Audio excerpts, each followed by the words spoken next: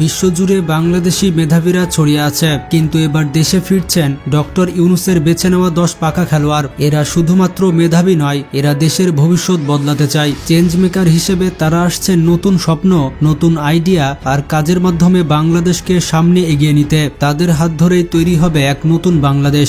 আজকের এই ভিডিওতে ডক্টর ইউনূসের এমন পাকা 10 খেলোয়াড় সম্পর্কে জানবো। তো কারা কারা এই তালিকায় রয়েছে তা জানতে হলে ভিডিওটি শেষ পর্যন্ত দেখতে থাকুন। আর ডক্টর ইউনূসকে যারা পছন্দ করেন তারা ভিডিওটিতে লাইক দিয়ে দিন এবং চ্যানেলটি সাবস্ক্রাইব করে ফেলুন। নাম্বার 1, জাভেদ করিম। তাকে বলা হয় বাংলাদেশের সেরা প্রভাবশালী ব্যক্তিদের মধ্যে একজন। অনলাইন ভিডিও শেয়ারিং প্ল্যাটফর্ম ইউটিউবের কো-ফাউন্ডার হচ্ছেন তিনি। যে 3 জনের মাধ্যমে ইউটিউবের যাত্রা শুরু হয়েছিল তাদের মধ্যে জাভেদ করিম একজন। তিনি একজন বাংলাদেশি বংশোদ্ভূত। বাংলাদেশি বংশোদ্ভূত হলেও তিনি জার্মানিতে জন্মগ্রহণ করেছেন। পরবর্তীতে 1992 সালে পরিবার সহ তারা আমেরিকায় চলে যায়। অনলাইন পেমেন্ট মেথড পেপালে কাজ করার সময় জাভেদ করিমের সাথে পরিচয় হয় চ্যাড হার্লি এবং স্টিভ চ্যানের সাথে, এবং তারা 3 জন মিলে 2005 সালে ইউটিউব প্রতিষ্ঠা করে। ইউটিউবের প্রথম ভিডিওটি ছিল জাভেদ করিমের। তার প্রথম ভিডিওটি ছিল চিড়িয়াখানায় জাভেদ করিম গিয়েছিল ভিজিট করতে। তার ভিডিওর টাইটেল ছিল মি অ্যাট দ্য জু, যেটা 2005 সালে প্রথম ইউটিউবে আপলোড করা হয়েছিল। দুঃখজনক বিষয়টি হচ্ছে এই ট্যালেন্টেড ব্যক্তির কোনো ট্যালেন্ট কাজে লাগাতে পারেনি বাংলাদেশ।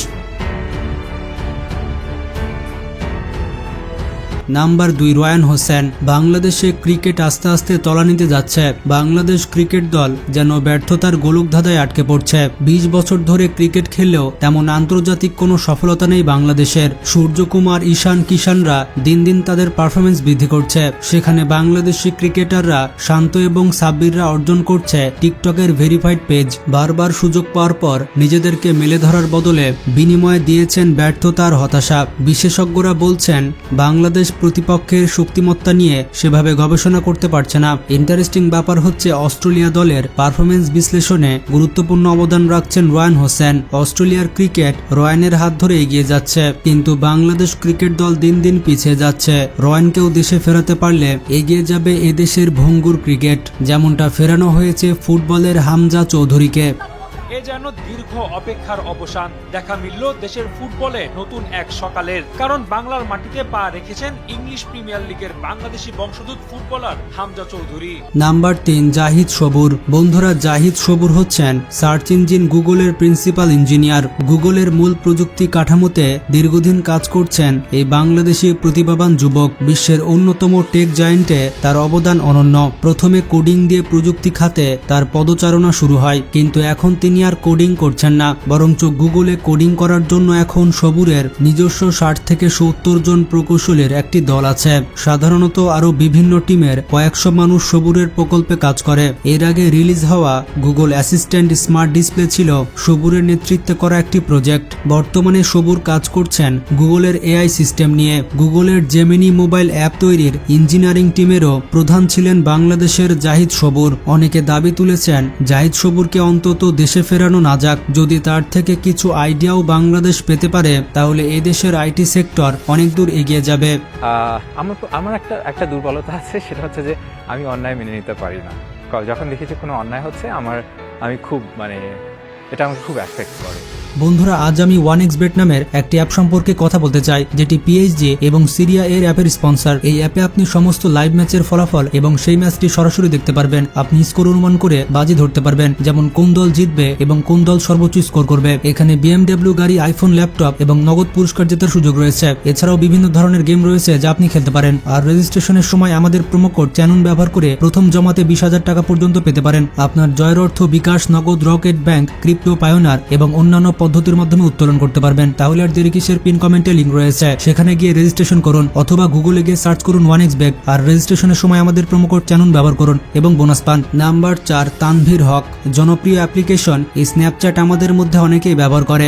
স্ন্যাপচ্যাট এখন জনপ্রিয় অ্যাপ হয়ে উঠেছে। বন্ধুরা, স্ন্যাপচ্যাটের বিভিন্ন ফিল্টারের মাধ্যমে বাস্তব জীবনের সঙ্গে বিভিন্ন ত্রিমাত্রিক উপাদান জুড়ে দেওয়া যায়। এই সকল ফিল্টার চালু করলে আপনারা দেখতে পাবেন হয়তো কোনো জঙ্গলের সামনে বা আপনার ঘরে কোনো কার্টুন চরিত্র নাচছে। জানলে অবাক হবেন স্ন্যাপচ্যাটের প্রোডাক্ট ম্যানেজারের গুরুত্বপূর্ণ ফিচার ডেভেলপমেন্টের পদে কাজ করেছেন তিনি। তানভীর হক হচ্ছেন একজন উদীয়মান take leader.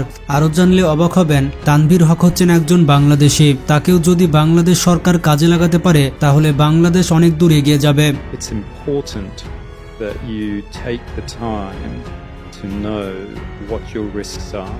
And actually, what I try and do is not use the word risk either, especially when it comes to SMEs or entrepreneurs.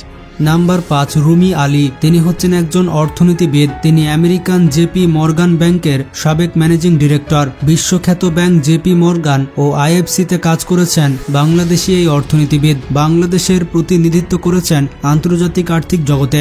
এর আগে 2019 সালের 20 এপ্রিল তাকে চেয়ারম্যান হিসেবে নিয়োগ দেওয়া হয় এবি ব্যাংকের পরিচালক বোর্ড। তিনি এবি ব্যাংকের চেয়ারম্যান থাকার সময় 2021 সালের নেট মুনাফায় বার্ষিক 82% প্রবৃদ্ধির মুখ দেখে ব্যাংকটি। সম্প্রতি এবি ব্যাংকের চেয়ারম্যান পদ থেকে পদত্যাগ করেছেন রুমি আলী। তিনি আবারও বিদেশে চলে গেছেন। পদত্যাগের বিষয়ে রুমি আলী বলেন, গত বছরগুলি ব্যাংক বোর্ড পরিচালকদের জন্য কঠিন সময় ছিল। ব্যাংকের আসলে মূলধন দরকার। আমি বারবার মালিকদের মূলধন বাড়াতে বলেছি, কিন্তু ব্যাংকের মালিকগণ সাড়া দেয়নি। নতুন পুঁজি ছাড়া ব্যাংকে এগিয়ে নেওয়া সম্ভব নয়। এই উপলব্ধি থেকে তিনি পদত্যাগের সিদ্ধান্ত নিয়েছেন। অনেকে বলছেন তাকে দেশে ফিরিয়ে নিয়ে এসে বাংলাদেশ ব্যাংকের দায়িত্ব দেওয়া উচিত। নাম্বার 6 শামীম আহমেদ। প্রতিষ্ঠাতা জুনায়েদ কনসাল্টিং ইউকে প্রযুক্তি ও কনসাল্টিং সেবায় ইউরোপের সফল বাংলাদেশিদের একজন তিনি। অনেকেই বলছে তাকে দেশে ফিরিয়ে আনতে হবে। هنضرب مثال لو مريض سكره مظبوط ولكن عنده قصور في وظائف الكلى. নাম্বার 7 রাহাত আহমেদ, কো-ফাউন্ডার ও সিইও অ্যান্ড কর্লেজ বাংলাদেশ নিউ ইয়র্ক ভিত্তিক ভেঞ্চার ক্যাপিটাল, যারা বাংলাদেশের স্টার্টআপে বিনিয়োগ করে বদলে দিচ্ছেন বাংলাদেশের অর্থনৈতিক ভবিষ্যৎ। এমন আরো অনেকে আছে যাদেরকে দেশে ফেরাতে পারলে বাংলাদেশ এগিয়ে যাবে অনেক দূরে। Feedback loop is missing. We do not know what investors want, yet we keep trying to assume.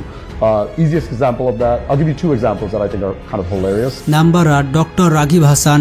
আমেরিকার ইউনিভার্সিটি অফ অ্যালাবামার অ্যাসোসিয়েট প্রফেসর হিসেবে কাজ করছেন তিনি। গবেষণায় তিনি আন্তর্জাতিক খ্যাতি অর্জন করেছেন। তথ্য নিরাপত্তার ভবিষ্যৎ গড়তে কাজ করছেন নিরলসভাবে। তিনি হচ্ছেন বাংলা উইকিপিডিয়ার জনক। 2005 সালে প্রথম বাংলাদেশি হিসেবে উইকিপিডিয়ার প্রশাসক হন রাগিব। 2004 সালে যুক্তরাষ্ট্রের ইউনিভার্সিটি অফ ইলিনয়ে পিএইচডি করার সময় বাংলাদেশের তরুণ রাকিব হাসান উইকিপিডিয়ার খোঁজ পান, তবে সেটি ছিল ইংরেজি ভাষায়। এর সঙ্গে বাংলা ভাষায় উইকিপিডিয়া সমৃদ্ধ করার কাজ করেন রাগিব। এখন তিনি ব্যস্ত আছেন অনলাইনের মাধ্যমে উচ্চশিক্ষা দেওয়ার কাজে। তার শিক্ষক.com ইতিমধ্যেই পেয়েছে গুগলের পুরস্কার। রাগিব হাসানের বাড়ি হচ্ছে জামালপুরে, তবে জন্ম ও বেড়ে ওঠা হচ্ছে চট্টগ্রামে। অবসরপ্রাপ্ত সরকারি কর্মকর্তা বাবা মোহাম্মদ শামসুল হুদা এবং অবসরপ্রাপ্ত শিক্ষিকা মা রিবেকা সুলতানার 2 জন সন্তানের মধ্যে রাগিব একজন।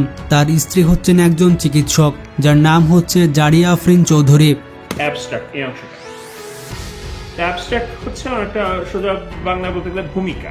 ভূমিকা মানে হচ্ছে পুরা পেপারের যে সারাংশ সেটাকে খুব সংক্ষেপে 5-6 বাক্যে লিখতে। নাম্বার 9 সুমাইয়া কাজী। সোশ্যাল মিডিয়ায় আলোড়ন তোলা সমাজি নেটওয়ার্কের উদ্যোক্তা, যাকে সবাই সুমাইয়া কাজী নামে চিনে। সান ফ্রান্সিসকো ভিত্তিক তার এই স্টার্টআপ ইতিমধ্যে বেশ কয়েকটি পুরস্কার জিতে নিয়েছে। তবে সমাজির আগেও তিনি তরুণ পেশাদারদের জন্য দ্য কালচার নামের একটি কোম্পানি প্রতিষ্ঠা করেন। সমাজি মূলত একটি ইন্টেলিজেন্ট সোশ্যাল নেভিগেশন সিস্টেম। এটি ফেসবুক এবং লিঙ্কডইনের মাধ্যমে একটি নতুন লেয়ার তৈরি করে, যার ফলে ব্যক্তিগত ও পেশাদার নেটওয়ার্ককে সমন্বয় করা যায় সমাজের মাধ্যমে। হলিউডে জন্মগ্রহণ করা বাংলাদেশি বংশোদ্ভূত সুমাইয়া কাজী যুক্তরাষ্ট্রের ক্যালিফোর্নিয়ায় বেড়ে ওঠেন। ডিগ্রি অর্জন করেন ইউনিভার্সিটি অফ ক্যালিফোর্নিয়া থেকে। এরপর সান মাইক্রো সিস্টেমে কাজ করা শুরু করেন। তাকেও দেশে ফেরানোর দাবি তুলেছে অনেকেই। embark on the business and professional world. Thank you. Number 10 Salman Khan. তিনি হচ্ছেন বাংলাদেশের সালমান খান। তিনি এমআইটি ও হার্ভার্ডের বাংলাদেশি বংশোদ্ভূত একজন শিক্ষক। তিনি বিশ্বব্যাপী শিক্ষার সংজ্ঞাই পাল্টে দিয়েছেন। বর্তমানে খান একাডেমিতে লাখো শিক্ষার্থী ফ্রিতে পড়ছে। 2006 সালে প্রতিষ্ঠিত অলাভজনক শিক্ষামূলক ওয়েবসাইট খান একাডেমিতে রয়েছে হাজার হাজার রিসোর্স, আর এটি প্রতিষ্ঠা করেন বাংলাদেশি বংশোদ্ভূত সালমান খান। সেরা বাংলাদেশি প্রভাবশালীর তালিকায় তিনি রয়েছেন অন্যতম অবস্থানে। কারা কারা খান একাডেমিতে ক্লাস করেছে ফেলছেন কমেন্টে জানান। বন্ধুরা, খান একাডেমি ওয়েবসাইটে রয়েছে 1 লাখেরও বেশি অনুশীলনী। এছাড়া রয়েছে 4000-এর বেশি মাইক্রো লেকচার। এগুলো ভিডিও আকারে ইউটিউবে সংরক্ষিত। পদার্থবিজ্ঞান, ইতিহাস, স্বাস্থ্যবিজ্ঞান, মেডিসিন, অর্থনীতি, রসায়ন, জীববিজ্ঞান, জ্যোতির্বিদ্যা, জৈব রসায়ন, আর্টস, কম্পিউটার বিজ্ঞান সহ আরো অনেক বিষয়ে পড়াশোনার জন্য রিসোর্স রয়েছে। বিনামূল্যে এই সাইট থেকে বিশ্বের যে কেউ পড়াশোনা করতে পারে। খান একাডেমির উদ্যোক্তা ও শিক্ষক সালমান খান যুক্তরাষ্ট্রের লুইজিয়ানায় জন্মগ্রহণ করেন। তার মা ভারতের কলকাতায় এবং বাবা বাংলাদেশের বরিশালে জন্মগ্রহণ করে। তার সামান্য মেধাও যদি বাংলাদেশ পায় তাহলে বাংলাদেশ কতদূর এগিয়ে যাবে তা হয়তো আপনারা ধারণা করতে পারছেন। বন্ধুরা, আমাদের সবার এগিয়ে আসা উচিত বাংলাদেশকে নতুনভাবে গড়ার জন্য। যে যতটুকু পারি দেশের জন্য কাজ করি। বন্ধুরা, বাংলাদেশ কিন্তু আমাদের দিকে চেয়ে আছে। ভিডিওটি বেশি বেশি শেয়ার করে সবাইকে জানিয়ে দিন। ভালো থাকবেন। আল্লাহ হাফেজ।